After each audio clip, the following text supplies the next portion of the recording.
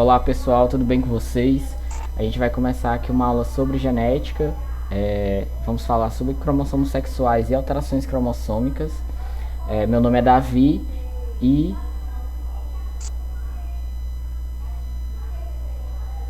E meu nome é Hélia. enfim, a gente vai falar sobre esses cromossomos sexuais e alterações cromossômicas. Primeiramente, a gente vai começar com os cromossomos sexuais e o sistema XY. O sistema XY ele é o sistema que vai estar diferenciando os indivíduos da espécie humana entre machos e fêmeas com base nesses cromossomos X e Y. Mas enfim, vamos dar continuidade aqui. Os cromossomos humanos, a gente tem que entender que eles podem ser divididos principalmente em dois tipos: os cromossomos autossomos e os cromossomos sexuais. Os cromossomos autossomos eles são os mais numerosos e são os que a gente já está acostumado a estudar. Então eles não vão estar ligados à determinação do sexo biológico do indivíduo, mas eles vão estar relacionados a diversas outras características que a gente já tem estudado previamente.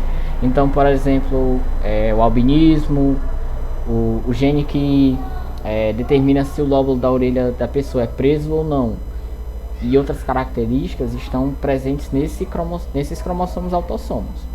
Agora, os cromossomos sexuais são, como diz o nome, cromossomos que estão ligados ao sexo biológico do indivíduo. E eles são os cromossomos que vão estar determinando o sexo daquela pessoa. Sendo assim, a gente também tem que considerar uma coisa: os seres humanos eles possuem 23 pares de cromossomos, então eles têm 46 cromossomos ao todo, e sendo desses, 22 são cromossomos autossomos, como eles estão em maior quantidade, e apenas um par de cromossomos vão ser os cromossomos sexuais. Então a gente pode estar vendo aqui um exemplo de um indivíduo com 22 pares de cromossomos autossomos e um par de cromossomos sexuais que vão ser X e Y. Sendo X e Y, ele vai ser um indivíduo do sexo masculino. E aqui a gente pode estar vendo um outro exemplo, que é um indivíduo com 22 pares de cromossomos autossomos e esses cromossomos sexuais XX, que vai caracterizar o indivíduo do sexo feminino. Continuando aqui o assunto, a gente pode estar colocando esse genótipo desses indivíduos das fêmeas e dos machos em um quadro de Piney para saber uma proporção básica de machos e fêmeas na espécie humana. A gente colocou aqui, né, o quadro de Punney. A fêmea, como ela só possui cromossomo X, ela tem 2 pares de cromossomo X, ela só pode produzir gametas do tipo X. Agora o macho ele possui um cromossomo do tipo X e um cromossomo do tipo Y, então ele pode produzir 2 tipos de gametas, X e Y. Fazendo aqui o cruzamento no quadro de Piney, a gente tem uma proporção de 50% macho e 50% fêmea na população humana. Então, se a gente considerar só esses cromossomos aqui, a gente vai ter uma proporção de meio para meio de machos e fêmeas na nossa população. Ainda que a gente saiba que tem outras características que vão determinar essa proporção, mas se a gente estiver observando só isso aqui, vai ser essa proporção. Continuando aqui o sistema XY, o cromossomo X ele é maior que o cromossomo Y e ele está presente em dose dupla nos indivíduos do sexo feminino, enquanto o cromossomo Y ele é um pouco menor. Só que ainda assim, ainda que eles tenham um tamanho diferentes, eles possuem regiões homólogas, e essas regiões homólogas estão presentes na extremidade dos cromossomos. Eu estou passando até aqui o mouse em cima para vocês observarem. Essas regiões aqui elas vão estar se pareando durante a fecundação e geração de novas células. Ainda assim, como são cromossomos de tamanhos diferentes e cromossomos essencialmente diferentes, eles possuem regiões não homólogas. Então a gente pode estar observando aqui nesse cromossomo Y que ele possui uma região não homóloga, e é nessa região que vai estar presente os genes de herança restrita ao sexo, e nos cromossomos do tipo X a gente vai ter essa região aqui não homóloga, que vai possuir genes com herança ligada ao sexo. São coisas diferentes. Então vamos dar aqui uma olhada em um tipo de herança ligada ao sexo. A gente pode ter como exemplo o daltonismo. O daltonismo ele é um distúrbio visual que afeta a percepção de cores de uma determinada pessoa. Pode ser tanto em graus mais leves, como tons de cinza, tons de algumas cores, mas também pode ser mais complexo, mais grave, para você confundir, por exemplo, verde com amarelo, vermelho com azul, enfim. A gente vai considerar aqui no exemplo que o daltonismo ele está relacionado a um alelo recessivo, Dzinho, que está presente no cromossomo X. Então ele vai ser por ser uma característica que está ligada a um alelo recessivo, para que ele seja expresso a gente vai precisar de um indivíduo homozigoto recessivo. Então XDzinho, XDzinho. A gente pode estar colocando em uma tabela as possibilidades de um genótipo para observar essas questões do daltonismo em homens e mulheres, ou indivíduos do sexo masculino e feminino. A gente pode ver aqui nos indivíduos do sexo masculino que um indivíduo com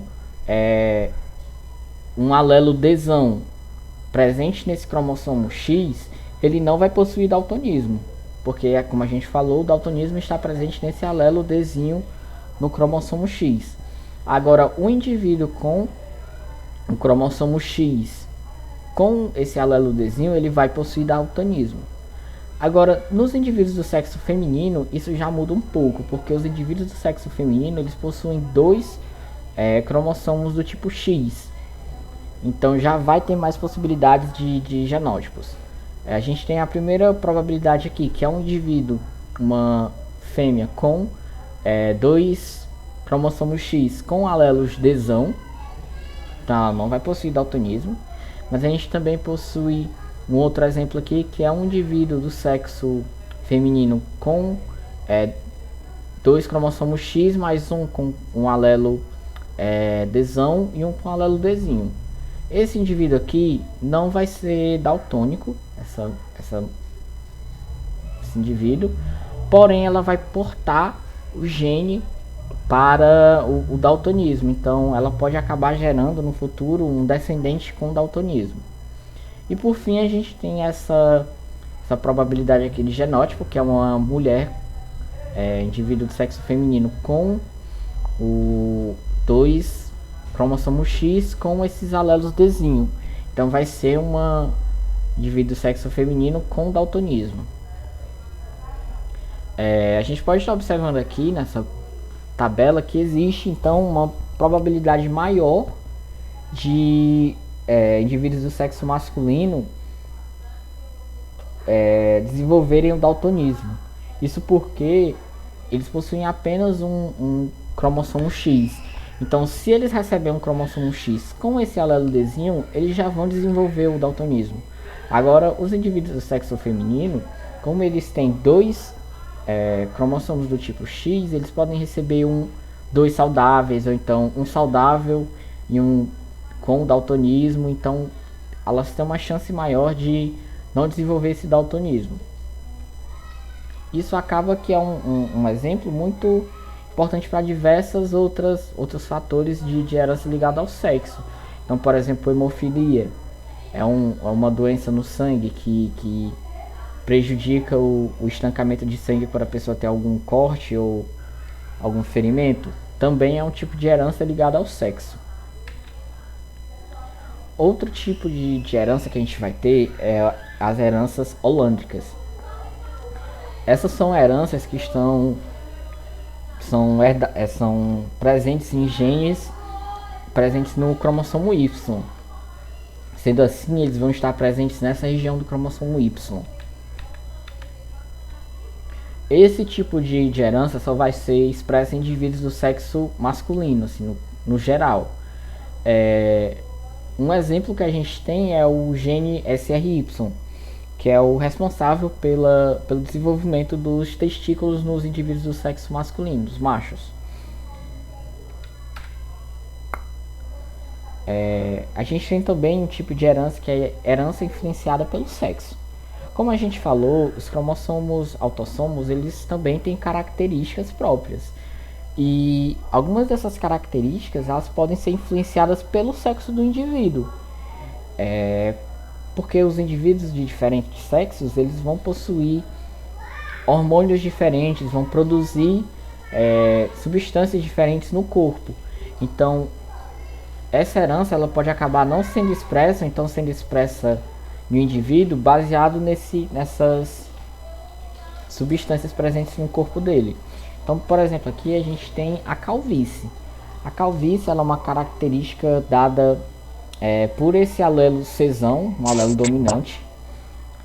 E a gente pode estar observando aqui o caso de como esse genótipo pode mostrar a calvície em indivíduos do sexo masculino e feminino. Os machos que possuem pelo menos um alelo Czão desse vão possuir calvície. A única possibilidade de eles não desenvolverem calvície ao longo da vida é se eles tiverem dois alelos recessivos Czinho. Agora com as fêmeas é diferente. As fêmeas com os dois alelos Czão, elas vão sim desenvolver calvície. Agora as fêmeas com o alelo Czão Czinho não vão desenvolver calvície. Isso se dá pelos diferentes hormônios que o corpo feminino vai estar produzindo. Enquanto aqui no corpo masculino não vai ter esses hormônios para inibir o aparecimento dessa calvície. E a gente tem diversas outras heranças que também são influenciadas pelo sexo, ainda que não estejam presentes nos cromossomos sexuais. Agora a gente vai entrar em outro assunto com a Hélia. E agora eu vou continuar com vocês. Eu vou falar sobre as alterações cromossômicas. E só recapitulando o que o Davi já falou, nós seres humanos temos ao todo 46 cromossomos. Desses 46, são 2 sexuais, em que o XY ele vai representar o cromossomo do sexo masculino e o XX ele vai ser representante do sexo feminino. Os nossos cromossomos eles podem sofrer diversos tipos de alterações. E essas alterações elas podem ser chamadas de mutações ou então de alterações cromossômicas. E elas podem alterar não só a estrutura do cromossomo, como também a quantidade no cariótipo, que é justamente o conjunto de todos os cromossomos. Pode passar, Davi. No caso das alterações cromossômicas estruturais, eu trouxe os 4 exemplos para vocês e vou aqui falar um pouquinho de cada um. Quando os cromossomos, no geral, ele se quebra e o seu fragmento é rearranjado de uma forma diferente da original, ou então até perdidos, eles fazem assim, uma alteração na estrutura do cromossomo. E é justamente essa alteração que é chamada de rearranjo, que vocês vão escutar. No caso da deleção, ela acontece quando um cromossomo tem 2 quebras e o fragmento ele é perdido. Quando acontece com genes que são indispensáveis à sobrevivência, ela não acontece. Então, assim, um gene, quando ele é perdido e ele é indispensável para a sobrevivência, a vida ela não prossegue, certo? No caso, o indivíduo, ele morre. Não chega a terminar a geração. E no caso, quando é em genes que são dispensáveis, digamos assim, genes que permitem o desenvolvimento, existe a presença de sequelas. Então, assim, o indivíduo ele vai sobreviver, mas ele vai ter a presença de sequelas. E aqui na imagem vocês estão vendo que a perda foi aqui C, ó. Observe nesse exemplo a deleção do gene C.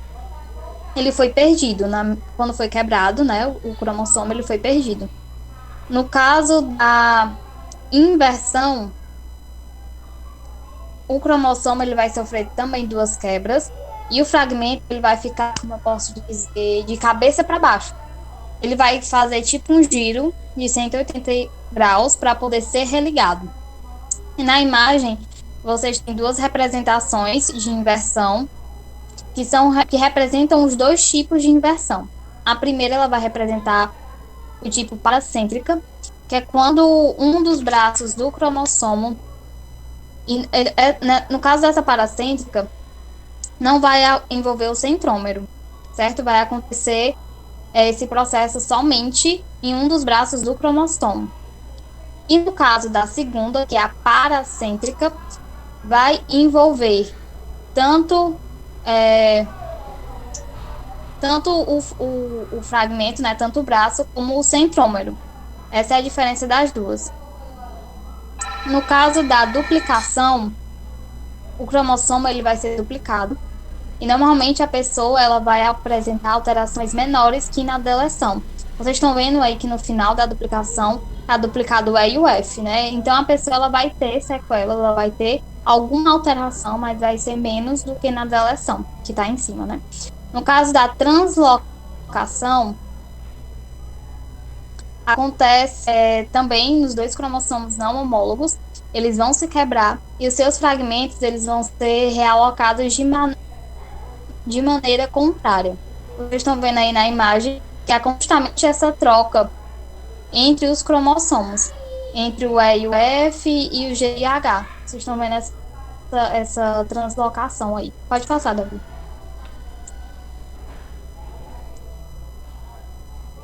Pronto, no caso das alterações cromossômicas numéricas. Aqui, nesse caso, os cromossomos eles vão ser perdidos ou inseridos de forma inteira, não vão ser pedaços. Ele vai alterar, né, o número de cromossomos, o cariótipo, e ele pode ser de dois tipos, que é a poliploidia ou então a anemoploidia. No caso da poliploidia, em conjuntos a mais de cromossomos e normalmente acontece em vegetais. Por quê? Porque a poliploidia é relacionada à reprodução assexuada. E no nosso caso de seres humanos e no caso dos animais de forma geral, a reprodução ela é de forma sexuada. Então, para acontecer o caso de poliploidia em espécies que têm a reprodução sexuada é muito raro. O outro tipo, que é a anemoploidia, ela está relacionada a alterações no número de cromossomos, que pode ser tanto a perda ou a presença de um a mais, né? Como vocês vão ver aqui nas síndromes. Pode passar.